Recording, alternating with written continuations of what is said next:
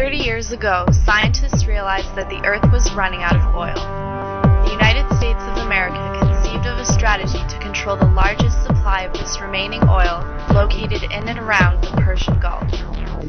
During the 1970s, instability in the Middle East led to huge spikes in oil prices. Referred to as the energy crisis, the threat of losing access to oil caused those in Washington to set a dangerous precedent.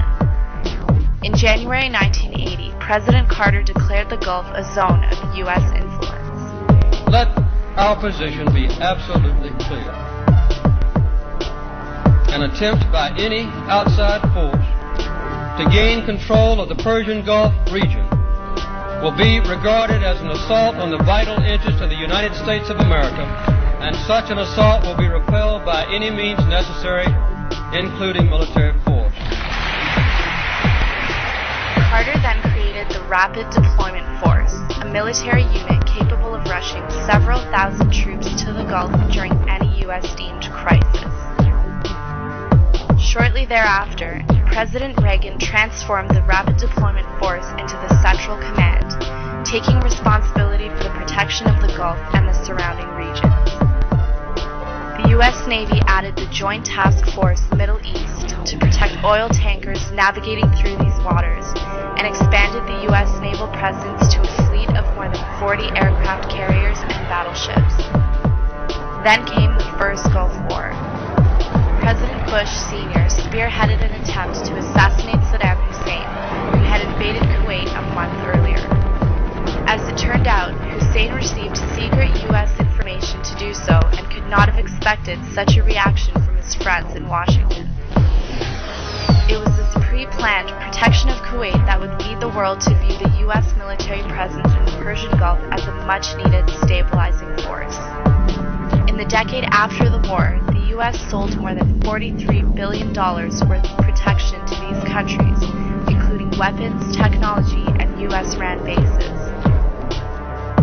The imposition of a no-fly zone in northern and southern Iraq enforced by U.S. aircraft from Saudi facilities only stiffened U.S. imperial control over the Gulf region and would begin to fuel the opposition to Western policy we see today. Fundamentalist or not, the foreign policy that the United States has implemented in the Middle East is unacceptable.